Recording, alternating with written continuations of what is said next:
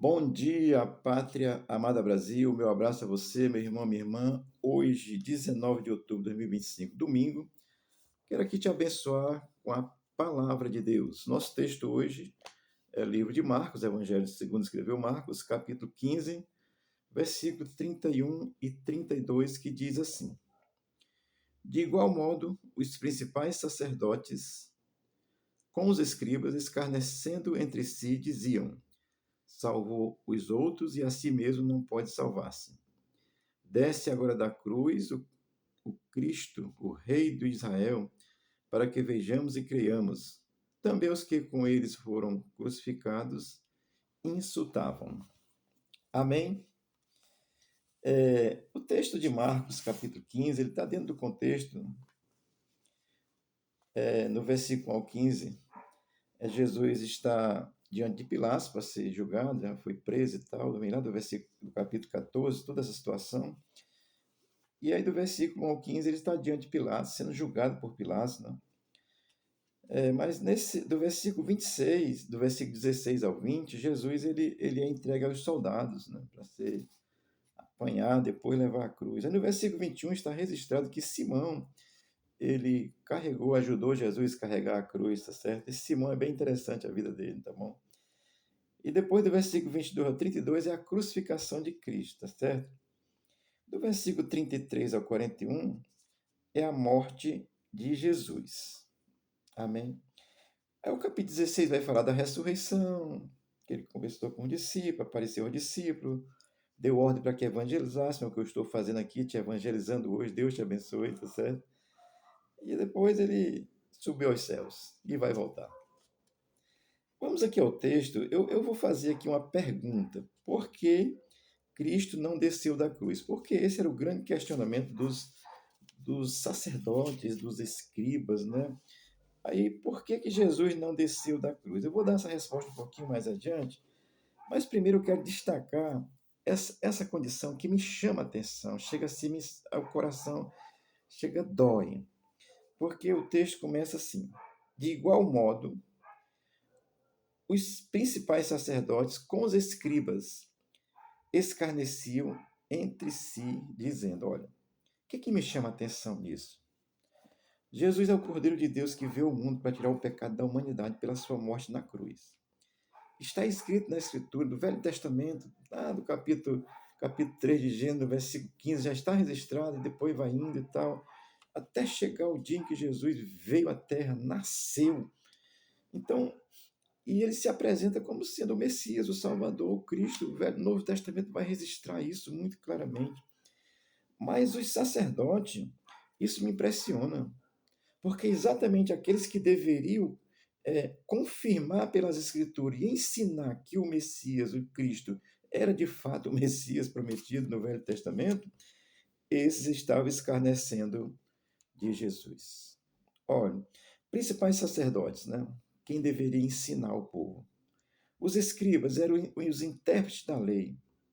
Eu lá, estudiosos, davam interpretação, ou quando tinha uma coisa muito importante, tinham que anotar. Os escribas, os intérpretes da lei e aqueles que deveriam ensinar corretamente, eram os que estavam ensinando errado.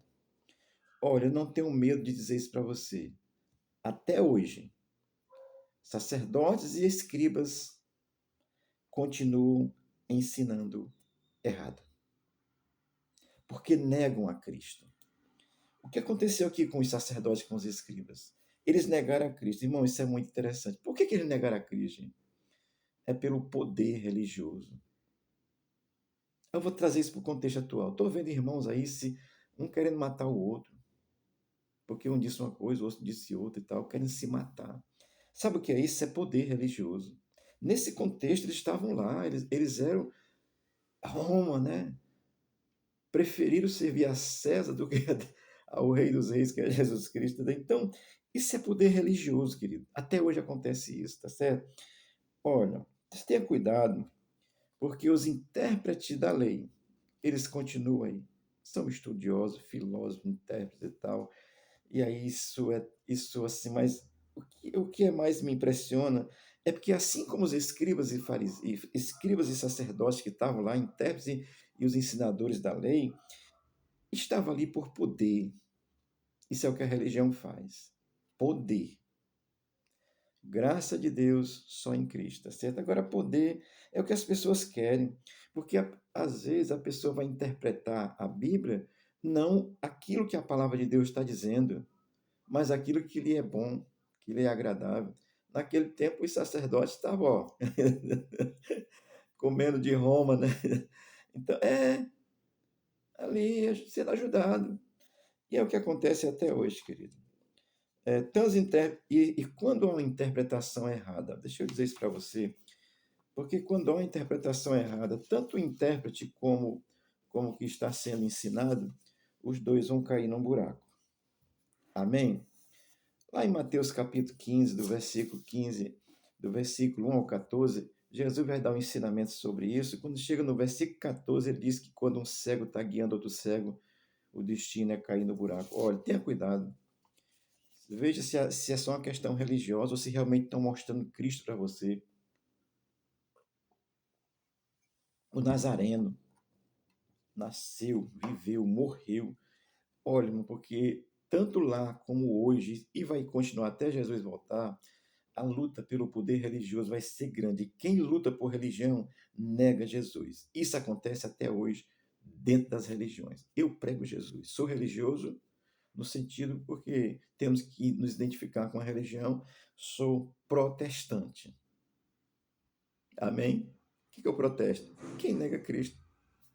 Eu sou contra quem nega Cristo, porque Cristo é a verdade para a salvação do ser humano. E aí os sacerdotes, olha o que eles vão dizer. Salvou os outros, né? Então eles têm uma consciência de salvação. Só que aqui eu quero pensar, no meu entendimento, que os sacerdotes e escribas estavam vendo a salvação no âmbito humano. Ajudou, né? Curou alguém, ressuscitou alguém, fez um milagre, então salvou os outros. E agora não pode nem salvar a si mesmo, está preso, está crucificado, apanhou aí, feito um. Aqui no Nordeste a gente diz assim, apanhou feito um jumento. Coitado do jumento, né? Sofreu, porque ele não tem a compreensão do reino eterno. Nenhum religioso, ele entende. Ele diz assim, olha, salvou os outros. Eles entendem o reino, mas não pregam o reino, pregam a religião. Então eles vão escarnecer de Jesus. Está pregado na cruz agora, não salvou aí um bocado de gente, não salva a si mesmo, tá certo? E o versículo vai dizer assim, e a si mesmo não pode salvar-se.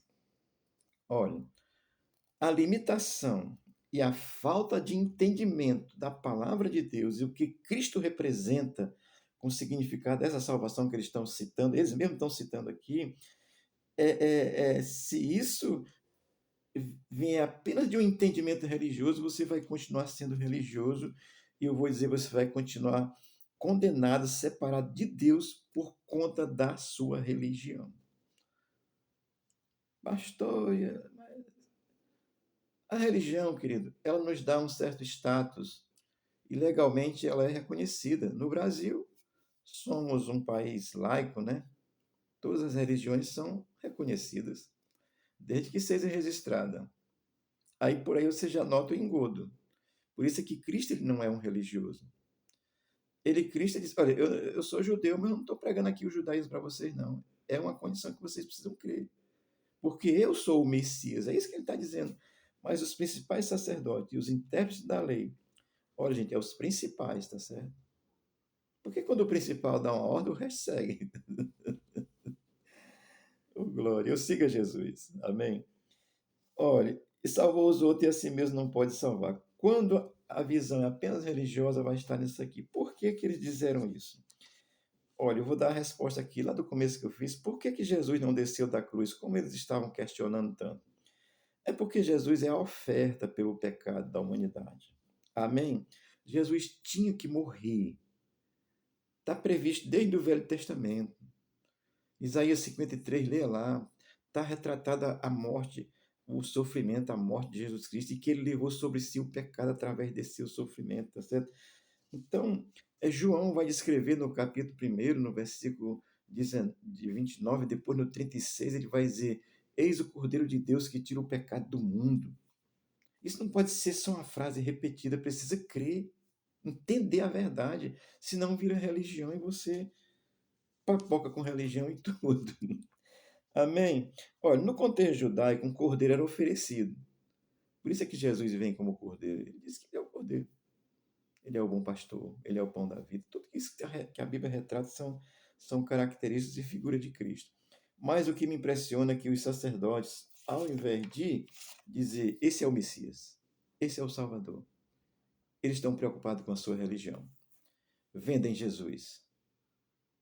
De todas as formas. Isso acontece até os dias de hoje, porque a finalidade do religioso é negar a Cristo. Amém? Eu vou concluir dizendo isso aqui para você. Olha, sem a morte de Cristo não tem justificação. Ninguém, o melhor, desculpa, o melhor que você pensar no mundo será justificado diante de Deus por si só. Paulo era um religioso ferrenho, fariseu, judeu, fariseu, matava crente. Quando se converteu, ele entendeu o negócio. Olha o que Paulo escreve em Romanos 5, 1, 2, ele vai assim, sendo justificado, pois, pela fé, tenho paz com Deus. Ele vai dizer que é por intermédio de Jesus Cristo, pela fé em Cristo. Estou citando o texto aqui, não ipsilito, mas a ideia do texto. Romanos 5, 1 e 2, ele diz que nós somos justificados pela fé em Cristo. Sem a morte de Cristo, sem a sua fé exclusiva em Cristo, ninguém é justificado diante de Deus. Ninguém entrará no céu se não passar pela cruz. É a cruz que justifica, é o sacrifício de Cristo. Por isso é que os fariseus não entenderam, os judeus lá, os sacerdotes e os escribas lá do contexto não entenderam, porque eles estavam olhando para a religião, como muitas vezes você fica olhando para a religião, querido. Olhe, um cego guiando outro cego cai no buraco. Com todo respeito aos cegos, assim, o deficiente visual, eles hoje desenvolveram técnicas graciosas que eu fico impressionado. Mas a ideia é apenas para dizer que não é o cego de vista, é o cego que não consegue entender a dimensão da graça, da glória, do reino de Deus revelado em Jesus Cristo. Olha, Cristo teve que morrer porque o salário do pecado é a morte. Amém? Isaías diz isso, Paulo repete isso quando ele escreve também aos Romanos, no capítulo 6, versículo 23. Ele vai fazer uma referência ao que Isaías disse, que o salário do pecado é a morte, mas que o dom gratuito de Deus é a vida eterna em Cristo. Olha, querido, essa palavra é para te abençoar, te salvar, te tirar do império das trevas, te colocar no reino de Deus. Religião não leva a pessoa. Agora, mas eu estou aqui porque eu gosto. Eu também gosto. Tem tanta coisa que eu gosto, mas eu não faço por causa que eu creio em Jesus, tá certo? Quem crê em Jesus não faz as coisas porque gosta, não. Faz as coisas porque agrada a Deus, a Cristo que é Deus, que morreu por mim e por você.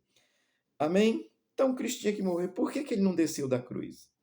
Porque ele era a oferta. Ali ele era a oferta para nos justificar. Então, como oferta, ele pagou o preço. O preço está pago. Quando diz, tem que fazer um sacrifício, um jejum, uma coisa e tal. Claro, é um sacrifício a Deus, para você mortificar a sua carne. Mas você não pode fazer um sacrifício para entrar no céu. Porque o sacrifício do céu foi a oferta de Cristo, o Cordeiro que foi morto pelo meu e pelo teu pecado. Amém?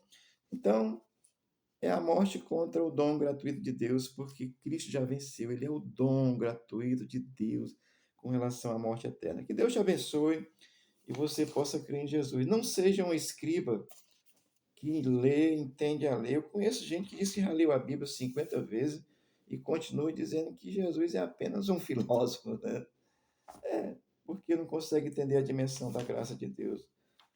Então, meu querido, uma palavra de Deus para você, assim, que Deus possa te abençoar nesse domingo. Hoje é dia de salvação, é dia de você crer em Cristo, tá certo? Ele ressuscitou exatamente no domingo, tá certo? Tem toda uma história sobre isso. Mas Deus te abençoe.